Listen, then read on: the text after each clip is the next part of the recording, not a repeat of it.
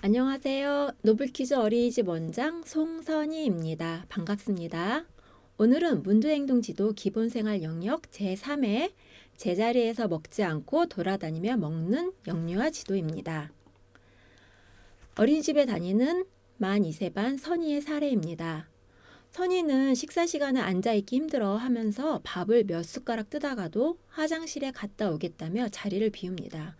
혹은 밥을 먹다가 다른 친구들에게 이야기를 하러 돌아다니기도 합니다.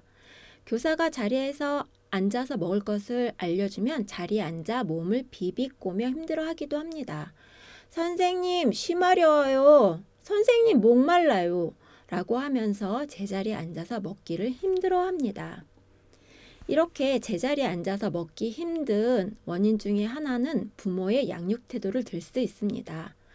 아이가 밥을 잘 먹지 않아 부모가 따라다니며 먹여주어 생긴 습관들이죠. 또한 아이가 불규칙한 생활 습관이라든지 밥 먹기를 싫어하여 중간에 과도한 간식을 주어 식사 시간이 불규칙하게 된 원인도 있습니다. 또한 양육자의 식사 제공 시 태도를 들 수 있는데요.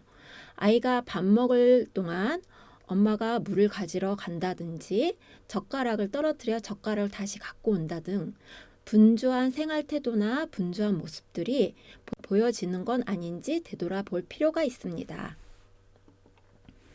두 번째 원인으로는 불안정한 식사 분위기와 환경입니다. 식사 시간 중에 TV를 시청한다든지 스마트폰 사용으로 인해서 식사 시간이 길게 늘어난 시간입니다. 이럴 때는 TV 시청이나 스마트폰 사용을 자제해 주는 것이 좋습니다.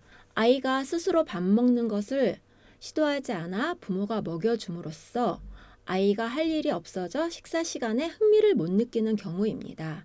이럴 때는 제자리에 앉아 있기가 힘들어하며 흥미거리를 찾아 돌아다니는 경우입니다. 이렇게 돌아다니면서 먹는 영유아들로 인해 선생님과 어머님들이 괴로울 수 있는데요. 돌아다니면서 먹는 아이들을 잘 앉아서 먹을 수 있도록 지도 방법을 안내하겠습니다. 첫 번째 방법으로는 식사 전 준비입니다. 어린이집에서 식사하기 전 미리 화장실을 다녀오거나 물을 준비하여 먹는 음식에 집중하도록 하는 것입니다. 또한 식사량이 너무 많아 아이가 먹기도 전에 질리는 부분을 막기 위해 밥 양을 물어봐 줄 수 있습니다. 선이야, 밥 다 먹을 수 있겠니? 아니면 먹을 수 있을 만큼 덜어도 괜찮아 라고 식사량에 대한 부담을 덜어줄 수 있습니다. 두 번째 방법은 식사 준비에 참여시키기입니다. 영유아에게 수저 놓기, 컵 가져다 놓기 등 크고 작은 준비 과정을 함께하여 식사에 대한 참여도를 높이는 것이죠. 연령이 높은 유아의 경우 식사 도우미를 정하고 차례로 역할을 해보면 책임감을 가져볼 수 있습니다. 세 번째는 친구와 함께 먹기입니다. 좋아하는 친구와 가깝게 자리를 앉게 하고 그 친구와 이야기를 나누더라도 끝까지 앉아서 먹을 수 있도록 격려하는 방법입니다.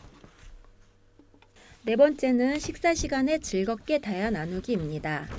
식사 시간을 즐거운 시간으로 받아들일 수 있도록 오늘 메뉴에 관련된 이야기를 나누거나 하루 일과 중 재미있었던 일 이야기 나누기입니다. 얘들아, 오늘 음식 중에 무지개 색깔이 있는지 찾아볼까? 자유놀이 시간에 어떤 활동이 제일 재미있었니? 하며 아이의 눈높이에 맞는 대화법으로 상호작용하는 것이 중요합니다. 다섯 번째는 식사 시간 후 기대감 가지기입니다. 식사 후 영유아가 어떤 놀이를 할 것인지 흥미로울 시간에 대해 이야기 나누기입니다. 선이는 밥 먹고 나서 무슨 놀이를 하고 싶니? 또는 얘들아, 우리 밥 먹고 나서 신나는 율동을 할까? 라고 반에서 제일 인기 있는 놀이를 비추어서 대화를 나누어도 좋습니다. 다음은 가정에서 지도 방법입니다. 첫 번째는 부모가 따라다니면서 먹여주는 행동은 점점 더 식사 시간을 인지 못하게 되어 돌아다니는 행동이 강화될 수 있는데요. 이럴 땐 식사를 할 수 있는 고정된 장소가 필요합니다. 식탁을 식사 장소로 정하고 행동 반경을 정해주는 것도 한 가지 방법입니다. 두 번째는 스스로 먹을 수 있는 기회를 주는 것입니다. 어린이집에서처럼 같은 시간에 스스로 먹을 수 있게 하여 식사 시간에 대한 개념이 생성되도록 하는 것입니다. 세 번째는 식사 시작 시간과 끝나는 시간을 인지할 수 있게 하는 것인데요. 어린 연령의 아이라면 시계를 가져와 바늘이 여기에서 여기로 갈 때까지 밥을 먹을 거예요 라고 이야기해 주거나, 큰 연령이라면 식사 준비뿐 아니라 마실 물 가져다 주기, 다 먹은 그릇 가져다 놓기 등 마무리 역할을 주어 식사 시간을 인지할 수 있도록 해 주실 필요가 있습니다. 네 번째는 의사소통이 가능한 아이는 가족과 이야기 나누면서 식사할 수 있는 경험을, 어린 연령의 자녀는 식습관 태도를 배울 수 있는 모델링 기회를 주셔야 됩니다. 다섯 번째는 적정량의 식사량으로 잦은 성공의 경험을 하다 보면 스스로 성취감을 느낄 수 있는데요. 이때 부모님들은 폭풍 같은 격려와 칭찬을 해주는 센스도 필요합니다. 여기에 더하여 앉아서 먹는 습관이 될 때까지 적절한 보상으로 지속시키는 것도 필요한데요.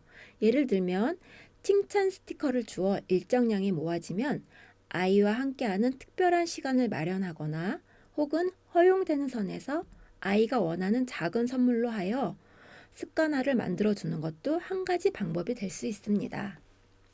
지금까지 돌아다니며 먹는 역류와 행동에 대한 원인과 지도 방법에 대해 살펴보았습니다. 어머님들과 선생님들이 4가지만 실천해 주시기 바랍니다.